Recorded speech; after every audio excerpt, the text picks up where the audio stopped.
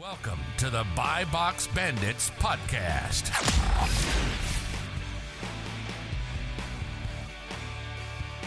All right, welcome back to the Buy Box Bandits podcast. This is Miles, Flips for Miles. Just kidding. It is Daniel, Wi-Fi astronaut. I'm subbing in for Flips for Miles. He committed treason a couple times, but that is all right. All in one day, too. All in one day. Missing meetings, missing podcasts, but alas, we forgive him. I think this is maybe the second or third podcast he's missed. Right, Garrett?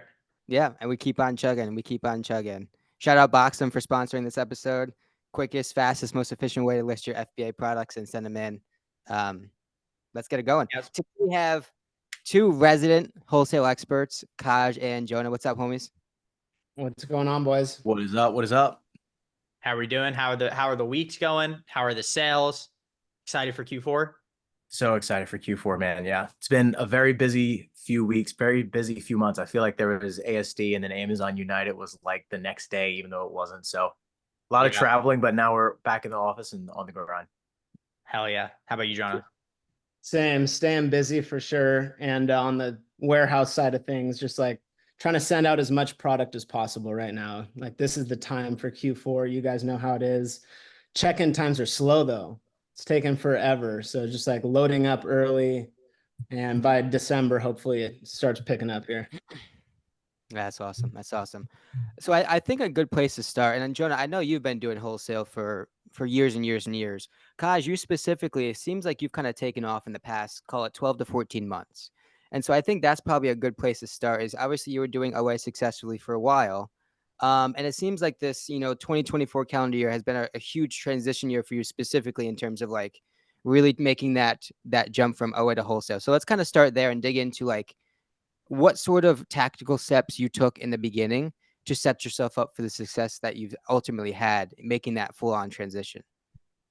Yeah, so the transition for me into wholesale really started in the beginning of 2023. And then 2024 has kind of been the full shift to being exclusive wholesale. So when I was first transitioning, for me, it was just a lot of education in the background as we were still pumping OA. So I binge listened to the Wholesale Made Easy podcast. I was watching a bunch of YouTube videos, just trying to learn and understand what was different about wholesale versus online arbitrage. Reached out to Corey. He was hugely influential with me starting wholesale as well. Specifically before he was a celebrity on Twitter, as I like to say. I think I reached out to him not long after the first time he came on this podcast. And then he gave me a bunch of tips and pointers and then just started calling distributors, opening accounts, and went from there. Yeah. And then for me, yeah, my part was a little bit different. So Caj has like tried every part of selling on Amazon. Caj has done private label. He saw that whole experience, didn't go well. He did RAOA and then transitioned into wholesale. So for me, I kind of fell into wholesale. Like I had one connection. And for most people, I say you should start out with arbitrage and like get your feet wet. I think that's the best way to sell on Amazon. Only way you go into wholesale directly is if like you have a connection or your buddy has a connection to some store or distributor. Like that's a great way to get started. But other than that, it is a transition where you want to do a little bit of arbitrage first, I'd say, just to learn the basics and not go out and fork up a huge amount on a wholesale purchase order. Would you suggest that to somebody who, because a lot of people always ask the capital question. They go like, okay, well, one, they ask how much capital do I need to start wholesale? But then there's also the other point of, let's say you do have the capital, but you've never sold on Amazon before. You might blow it all on either the wrong products or you might, use the wrong SKU. You might make a really silly mistake. So what is your kind of position on, well, one, how much capital do you guys feel someone actually does need to sufficiently start in wholesale in 2024? And let's say they do have the capital, but no experience. How would you guide that person into the world of wholesale? Yeah, so I think $3,000 to $5,000 in terms of if you have that ready to spend on an order, you're going to get a decent amount of suppliers open with that purchase order. The thing, like what you're saying, is you can make so many different little mistakes along the way.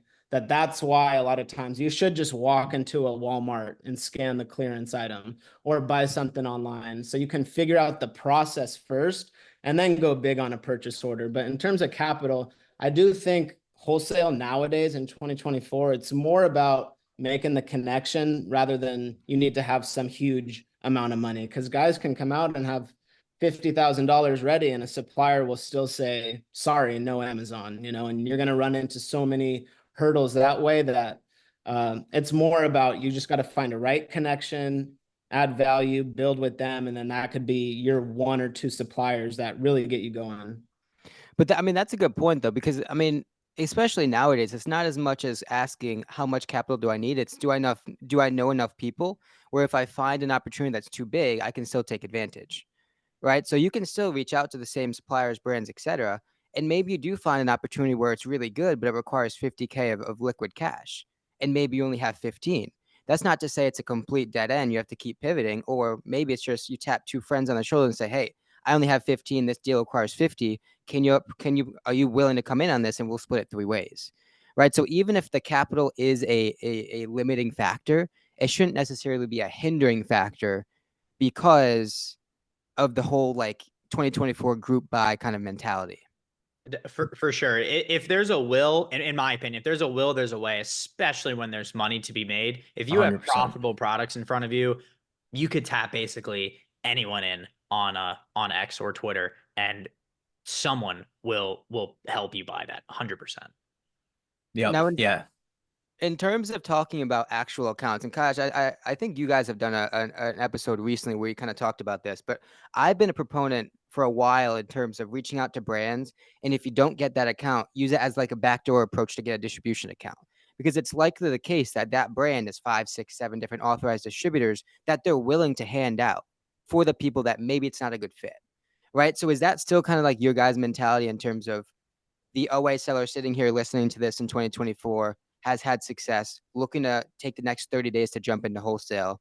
What should that approach be in terms of the first 50, 100, 200 phone calls? Yeah, especially for someone who's already been doing a decent amount of OA. First step is just reach out to all the brands you've sold OA, assuming that you've sold more than just Nike, Adidas, and Under Armour. And reaching out to those brands, asking if you can buy in bulk directly from them. And if you can't, if they say no, then ask them for the distributors, just like you said. And the other nice thing about that method, especially nowadays with, if you've been in the Amazon space for any period of time recently, that Section 3s have been going out. Amazon has been reviewing accounts. So you just want to make sure that your supply chain is clean. And if you start with the brand and then work your way from there, and they're recommending distributors to you, you know that those distributors are going to have legit product. Yeah. And in terms of that initial phone call, kind of what's the strategy going into that? Because a lot of people are going to pick up the phone, it weighs 50 pounds, they put it back down, do something else, right? You know what I'm saying? So it's like, what is the strategy with those first initial phone calls? Obviously, it's going to be uncomfortable, but if we can boil it down to maybe a couple key goals in that first conversation, what should those be? Yeah, in my opinion, less is more. I think people think that they need some big script. They need to tell the whole story of their business. The brands, distributors, especially on the first cold call, they don't care about any of that. Keep it simple, straight to the point. So if you can say, hey, I'm with XYZ company, I'm the director of purchasing, and we would like to carry X amount of units of this product in our storefront. Can you help? And then that'll get the conversation started from there.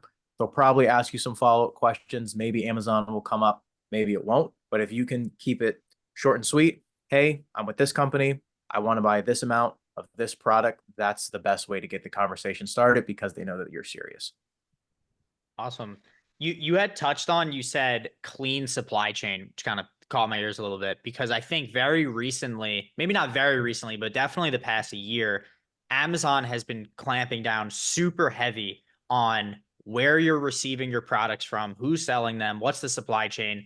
What are some of the things that can happen? Because obviously there's new sellers coming in. You got like Telegram group chats, a whole bunch of nefarious activities going on. And while you may be able to sell certain products profitably, if the supply chain isn't, as you said, clean or legit, what are some of the things that can happen to your business? And some of them can literally happen overnight. Yeah. Jonah, you want to Take that one. Yeah, I can take this one. I dealt with literally this problem too. So last year, account got deactivated because I had bought from a supplier I didn't vet properly. And it was one of those things where my account was doing pretty good numbers. It's up there. And I probably bought $5,000 worth of product from this guy. So like very little amount, sold some units, and then got hit with a counterfeit with a test buy on my account. And so that was only because we didn't vet the supplier, and it was just one of those distributors who's a distributor of the brand, and then it comes down to it and they can't provide any supply chain. They kind of go ghost when you ask for any help on these sort of things. So that's what I think Amazon, like you said, has been cracking down the most, is they need to verify that product is authentic. And so as sellers, we need to know the product we're buying is either directly from the brand or from an authorized distributor of the brand. I had a guy the other day ask me, he said he had a wholesale connection for Nike. And I was like, when you hear something like that, you know it's probably not legit. Like, you're not opening up a distributor account with Nike. And so when you're targeting distribution companies or brands, I like to target those small to mid-sized companies because you have a better chance of opening them up and actually your $10,000 purchase order means something. Nowadays, just like what you said, Danny, it's like you could buy something profitably and that's great, but if the source isn't legit, it's just a matter of time before your account goes down. So when you're initially opening up these accounts and like having these conversations with people, and let's say you found a winner or whatever, what kind of vetting are you doing initially before you place that first test order to make sure that you don't have problems later on? So if it's with a distributor, because if it's the brand, you're going to be good. Like if it's directly from the brand, you're 100% good. If it's from a distributor, after a while, I would just ask them, are you buying directly from the brand? And if they are, then that's solid. That's good to go. If they're not, then that's the gray area, because a lot of distributors now might just be buying from a bigger distributor who then buys from the brand. So it's like all legit and good, but then is your distributor going to give their supplier's invoice? Because that was one of the things Amazon started requesting, which seems ridiculous, but they wanted your supplier's invoice. So now they don't just want your invoice, they want who they're buying from. So you really got to make sure it's a clean supply chain. Definitely. And a lot of times it's like, and it's all about that transparency, right? Because I mean, and I've started a distribution company within the past 12 months. And granted, my distribution company isn't top of mind for Amazon, but it's like, well, I'm buying from places that are very much authentic, either the brand or right near the brand. You know what I'm saying? So it's like Amazon doesn't necessarily know me, but they know them, and A equals B and B equals C, and we're not A equals C. Right. So that linkage to the brand, to a very verifiable source is apparent. And I think that's the big thing. And you touched on it. It's like that transparency. It's being open with your sales reps and telling them what you need. Right. Because you can't forget that as buyers, we ultimately have the keys. We have the money. They need our business. Right. And so we have the authority to essentially demand what we want. And if it doesn't work, that's fine, right? Your Amazon account's far greater than the $2,000, $5,000, $10,000 that you're going to make from one potentially good deal. Yeah, for sure. And you have to be ready to walk away too. 100%. If a deal looks good, but there's that little red flag or in the back of your mind, it's just too good to be true. Like, you have to be okay with walking away. Definitely. And for anyone wondering why Amazon is taking these steps, it's because there is legitimate fraud taking place on their platform, and supporting the companies that do this is only going to make it's just going to make it more difficult in the future to sell products essentially and sell them profitably. So don't support these people who promote fraud, buy fraud, or whatever, because it is a real thing and it's happening. It's very unfortunate. And what you're seeing now is a direct result of what has been occurring for the past, I don't know, however many years, but it's obviously gone pretty bad to the point where they're really clamping down now. It's all, I mean, it's a net positive though, at the end of the day. 100%. Right. All the regates, all the IP issues, it's a net positive, because if you're doing things that you're supposed to be doing, A, the authenticities are not an issue, right? You can beat them easily. And B, the competition that you can't compete with because it's illegal is going to get filtered out anyways. So 100%. ultimately, at the end of the day, it's a net positive. One of my Um, favorite sayings of all time, just real quick on this, is if it's difficult, that is inherently what gives it value. So the fact that it's 100%. becoming more difficult, less people can come onto the platform and do it, that creates more value and more opportunity for the people that can. So when those roadblocks come up, you got to bust through them and keep going because someone else is quitting at that moment. And that's one less person you got to compete with. Yep. And yeah, this is the perfect example of that, right? Like a couple years ago, wholesale was you call any wholesaler or even like a liquidator, right? Someone who's at the end of the supply chain, not a clean supply chain, but probably legit product, right? But it's like you're getting Dove stuff, you're getting Tide, you're getting all of these big name brands super, super cheap, and then just reselling them on Amazon. And I mean, sure, you could still do that today, but if you get a Section 3 invoice from a liquidator is probably not gonna remove that IP complaint or something like that. So now that model of wholesale, though it's still a legitimate business, it's just not what Amazon wants. So you have to always be able to pivot as things get more difficult, and the people that are able to pivot are the ones that are going to be around for the long term. There's also something to be said about just like qualifying the products that you're buying, right? Obviously, if you buy into a beauty brand, you likely have more of a potential of headache than like batteries or something like that.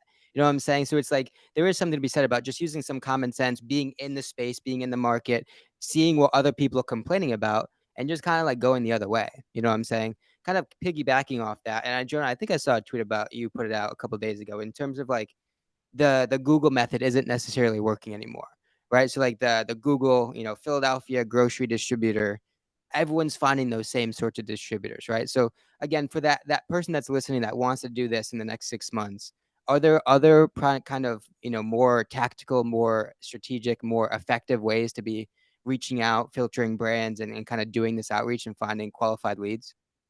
So I still think it works. It's just based on where you are located as well. So like if you are down the street from a supplier, you're always going to have an advantage over the person who's sending an email to that supplier. Because what we don't understand is these distributors and brands are getting hit up hundreds of times a week. And the more that Amazon gets common to sellers and people are doing the same Google searches, like companies are now they're just overloaded. So the word Amazon is just a hot word. But if it's down the street and you're able to show up in person and ask to open a wholesale account, the chances of that happening are a lot more likely. Because like what you said earlier, at the end of the day, we still have power. We are the buyers. We have cash. So I think number one, if you can tap into a local connection, that's always great. If you can't, it's just going to be a volume game. So you're going to have to start contacting more and more people until you get profitable accounts open. And that can be brands, that can be distributors. If you're contacting brands and it's a large brand, they're going to point you to a distributor, like we said. If it's a small to mid-sized brand, maybe you just have a certain point you want to touch on before you even contact them. So for anybody getting started in the space, I would say do research on the companies before you contact them. I think a lot of people just have a list of 50 stores or 50 distributors and they call them all up, but they don't know anything about the company before calling them. So if you have a little bit of insight and you can relate to that niche, you have a leg up. So just going with what you have a little bit of experience in and doing it more. Once you find success in wholesale, it's just about doubling down and doing that more often. And staying persistent, right? One call, one email is likely not going to get it done. All the best accounts I've had have come after several different no's. It's, oh, we're not opening any new accounts right now. Oh, we don't want to work with any Amazon sellers, right? Those are some of the common objections that essentially, I mean, get me excited, to be honest, because it immediately and inherently symbolizes a more competitive account, right? More competitive pricing, a more valuable account. And I know that most people are going to fall off after that first no. Mhm. Right? So when you see that email, the phone call that says, "Oh, we're not opening any more accounts," what should some of the value adds, the rebuttals, some people should be keeping in mind to try and kind of move the needle a little bit? Obviously, it takes time for sure. Yeah. So Go ahead. I was just gonna say, if you're getting that rebuttal via email, it's always about getting them on the phone, right? I've had plenty of people tell me, like, oh, I keep getting all these no's via email over Amazon. I'm like, well, it's because you're just sending an email, right?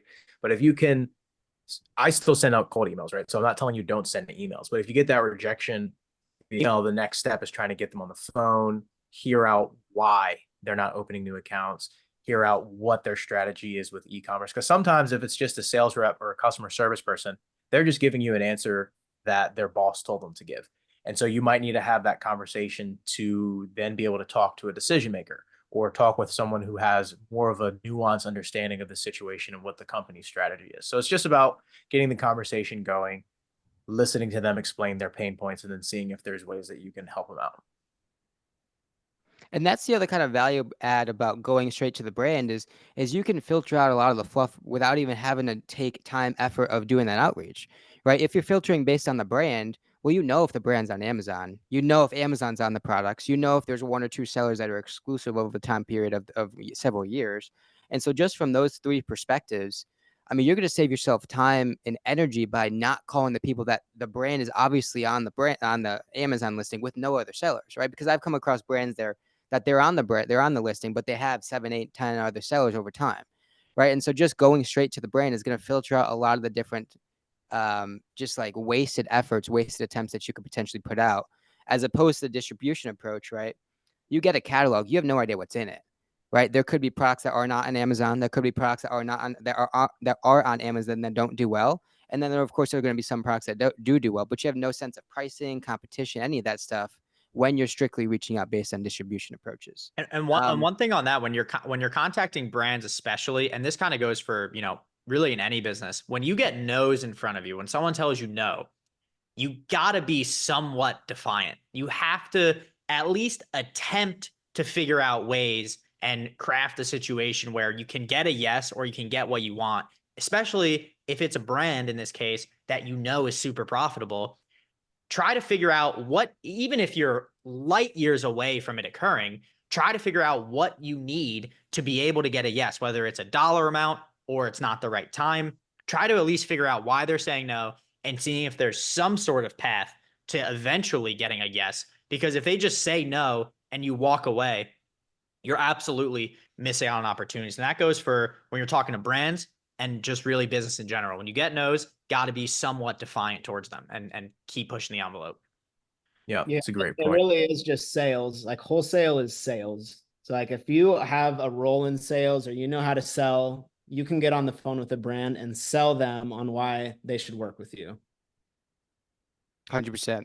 Speaking of brands, I've noticed that both of you guys have started to get more into like that sort of brand partnership perspective in terms of like offering value and then ultimately getting some of those like more exclusive partnerships down the line. Can you want guys kind of touch on that a little bit? Yeah, Jonah, you want to just take that? in general- You've been doing this for like the whole time. Yeah, the only reason I have is because I ran into that hurdle that a lot of sellers do, where it's that sorry, no more Amazon. Or maybe you've been selling from your distributor profitably for a year, and then over time they kick you off the listings or the brand doesn't want you selling anymore. And that happened to me with like really good accounts. Like, and it was so frustrating because I'd start selling them, I'd sell well for a while, and just never brought it up, never talked Amazon to them behind the scenes. And then one day it's no more Amazon. So that happened like 2 or 3 times. And then it was like, okay, I need to make sure I lock this down for good. And it all starts with one partner. Like you offer services or you just offer to help one guy. They say, yeah, sure, you can be our Amazon guy. Because at the end of the day, same thing. How we structure our model, like we're buying the inventory up front. So it's a win-win for them. We're storing it in our warehouse. We're prepping shipping for them. Like they don't pay any fees for this. So once you get a guy to say yes and you can provide good service, it really is just wholesale, but you're authorized with the brand to sell. And then on top of that, you get to do things like fix up their listings and try running ads for them and all that. So that was how my business started. And I think just in Amazon in general, the goal for all of us should be to work up the supply chain to the point of us owning our own brand. Like if you own the brand, you have complete control. You run into an issue, you can fix it. When you start out though, you might be just scanning a product from a Marshalls and then maybe you're buying it online and then wholesale and partnering with the brand. So like slowly moving up the supply chain has been my goal since I've kind of started. And how long do some of those contracts last when you're able to secure those? A lot of them, honestly, it's kind of like a prove it deal. So as long as the partnership is going well, like I haven't had anybody just cancel or like say they no longer want to work with me. Some relationships kind of fizzle out. Yeah. And that happens when they control the supply too. You know, it's like, oh, we slowly stop ordering, communication slows down. So I've had a few like that, but for the most part, like, you know, the brands, if they're in demand and you lock down one, it's going to be a good partner for you for a while. So most of the guys I've been working with, it's been over 2 years now. And then once you get one, you have the blueprint, right? And then it's Yeah. just rinse and repeat. You can use that as an example. Oh, you see these listings? Well, this is what they looked like before. Our team kind of took them, improved them, and now the sales rank. You have tangible data, which is sick, right? If you You have a document what the niche. sales rank, what's up? I said, and you have a niche too. 100%, right? If you can document what the sales rank was before and after, what the sales were before and after, all those sorts of things, we have evidence, and now you become that much more of a valued partner for the next one and the next one and the next one. Yeah, 100%. And another thing with that too, like going back to the earlier conversation, is when I first started doing wholesale, I was really just targeting distributors and wholesalers. But as I watched Amazon get more aggressive with account reviews in Section 3, I'm like, okay, I just want to make sure that my account health is as clean as possible. And the best way to do that is to be 100% brand direct. Now, I still do buy from some distributors that I know are legit and that, you know, their invoices should work. But I know that if my catalog is predominantly direct with brands and I'm serving those brands well, the brands are going to IP me. And if Amazon wants to review supply chain, there won't be any issues. And, you know, if you're able to lock in an exclusive, you're not fighting for the buy box. That's another big plus too. When it's just you and you can control pricing, reminds me of the private label days. It's good stuff. That's awesome. So, Kaj, you've been on Twitter, X, and Jonah as well for a while now. What are some of the biggest misconceptions you've seen there? And then obviously you've seen in your own life. You're like, oh, well, this clearly is not true. What are some of those? For me, at least with X and wholesale, it's been, I think, and it's, you know, a marketing tactic just to scare people away from wholesale, is that margins are super thin. And there's so many different ways to wholesale, right? Like what we're talking about now is you're partnering directly with the brand. So that cuts out all the different chains of it. You know, if you're buying from a supplier who then bought from another who bought from a brand, like, sure, it could get small, but for some of our brands, like, you can hit 20% plus net margins buying direct from the brand after advertising, after shipping, prepping, and all that. So that's been one of my bigger misconceptions so far. Yeah, a lot of people will think that margins are lower, which in some cases they can be, but you could also buy OA products that have low margins too. There's low margins everywhere. And then secondly, that you need a lot of capital in order to be able to get a discount.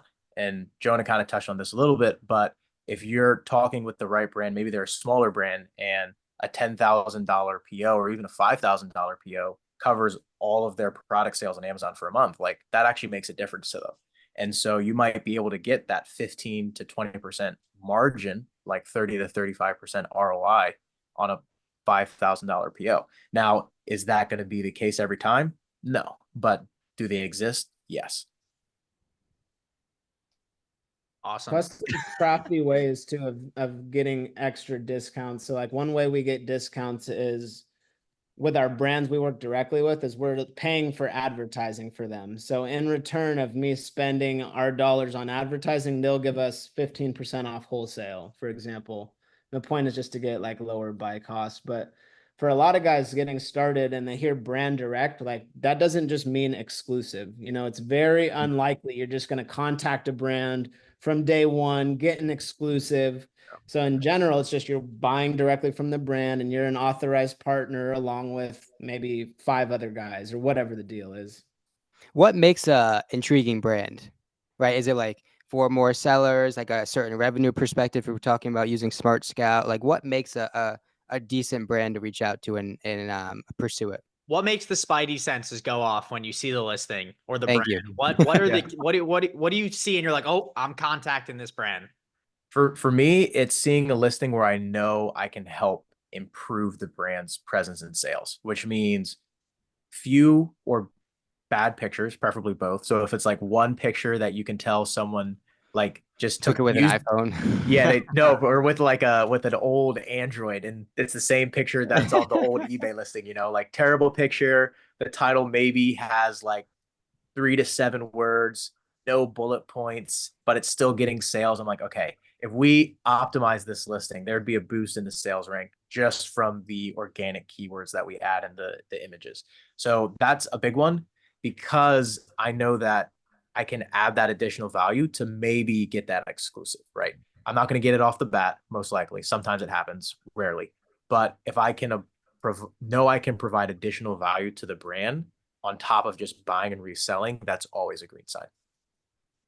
So is that something you're leading with in like the first couple phone calls? It's like, hey, I see what the kind of situation is in Amazon. This is what it could potentially look like. And how much work are you doing up front?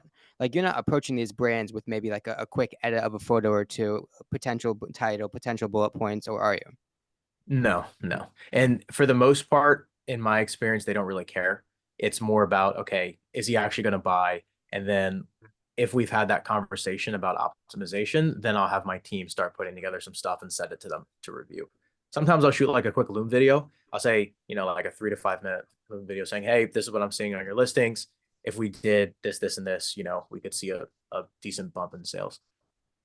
Jonah, what about you? Yeah, similar answer, like what Kaj said, with like just off first glance, when you see a product listing and there's one image and it looks horrible, or you can just tell that they're not putting effort into Amazon. As sellers, we know if it was a well optimized listing and they're running ads, like that could increase a lot of sales for them. So if the brand's doing, let's say, $30,000 a month in revenue and it's just organic based off that, I truly believe I could almost double their sales, let's say, just by fixing it up, spending some money on advertising, helping them out that way. For me specifically too, I have connections with my distributors and retailers, and they know I sell on Amazon. I help them sell on Amazon, and I have a niche. So I like sporting goods. I like outdoors and recreation. I like those sort of brands and products. So like my spidey senses go off if it's like, bad listing, no time put into it. It's in my niche. I can help them add value in other ways as well, because now there's a multitude of things that when I'm contacting them, I just know that company needs help. And so for me, my pitch to them is like, I'm another in-house guy for you guys. A lot of people want to do Amazon in-house. They just don't have the bandwidth to do it. Then they work with an agency and the agency charges them X amount per month retainer fee. Like that's one of my biggest pitches. It's like, we're not another agency. We're not going to charge you for any of this. And some brands are shocked. They're like, what? I can store my stuff in your warehouse for free? Like, and that right there is huge value. So just finding where you can position yourself for the brand, where they see the most value, and then just helping them out. Yeah, Awesome. that's huge. That's huge. When it comes to, and I have to ask this because the absence of flips for miles, but when it comes to social media, how has it? This is true. Social media. He's on a plane somewhere and his ears are networking, ringing. Yeah, yeah. He can feel it right now. It's happening.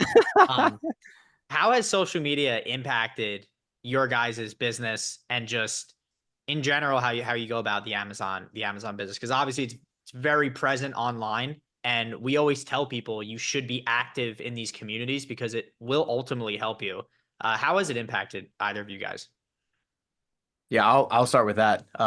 So when me and Josh first got into Amazon, we were doing private label, and I wish if we didn't, I wish if we had started with arbitrage because we would have been able to flip our capital a lot faster. And the reason we started with private label was because we were just watching YouTube videos trying to figure out something to do.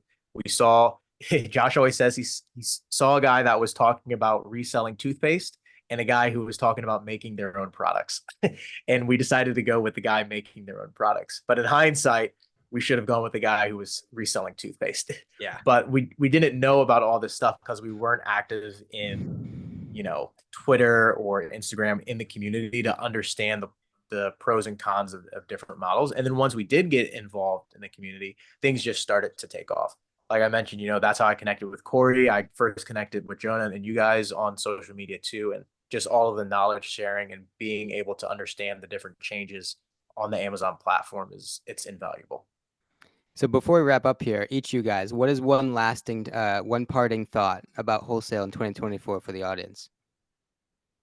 I'll start it off just to kind of finish too what we were just talking about. Is my thing would be to get on social media and start posting and recording your journey, because there's just so many like-minded people out there that you don't know and won't connect with until you do. And as a byproduct of that, your business also grows. You make more connections, you get access to more goods, all of that. And it's tough at first, but just go out there and talk about what you're doing, you know? So with wholesale in general, I think it starts with talking about your business, what it is you do, post about it online. You're going to have traffic coming to you. And once you reach out to other people, they fall on your profile and see what you're actually doing, you know, who you are. When people DM all of us, we go to their profiles, we see, and if they've been putting in the work, we make note of that. And you want to help those people, right? Compared to the guy who's asking the same questions that you can find on Google in 2 seconds. So being active, posting yourself online, it's going to grow your personal brand and your business. And to be honest, there's so many more opportunities out there outside of selling on Amazon that you don't really think about at first. So just being open-minded and knowing there's an unlimited amount of opportunity out there. 100%. Yeah. For me, the tip is find brands and distributors that are local and pull up to them. No one's doing that. That's the best way to open accounts. I'll never forget that story that you told way back when about how you got started with wholesale. Yep. I'm sure you're not still buying from them, but it got you I'm out not, with a no. bang. Yeah, no, we spent probably like 50 to 60K with them that year. So, and it was all profitable. That's good stuff. Yeah. One last thing that Jonah touched on, what he was talking about, when you're on social media and you're posting yourself and like you got your face on camera and stuff like that, you are presenting yourself to the world and you are opening yourself up to new relationships and new opportunities you otherwise wouldn't have.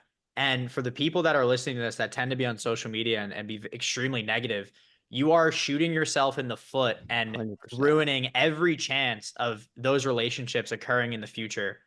So highly encourage not be negative, be a positive person and a positive influence in the community, because everyone really just wants to help each other grow and make money ultimately at the end of the day.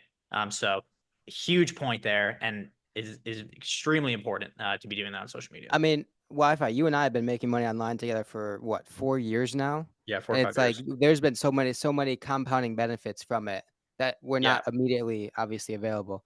But thanks for joining us, guys. Where can people find you on social media? Yeah, for me, it's just my name, Cajua Robinson, Cajua Robinson, on Instagram, X, LinkedIn, YouTube. Find me there. Yeah, and you can find me at Jonah Hodges _ Twitter, Instagram, YouTube, LinkedIn, all that. Good stuff. Well, everyone, make sure you go check these guys out. Don't forget your free trial of Boxum. Yes, I need to be able to afford food. Please get a free trial of Boxum. You can find me on @BOXEM, and you guys have a great day. Take care.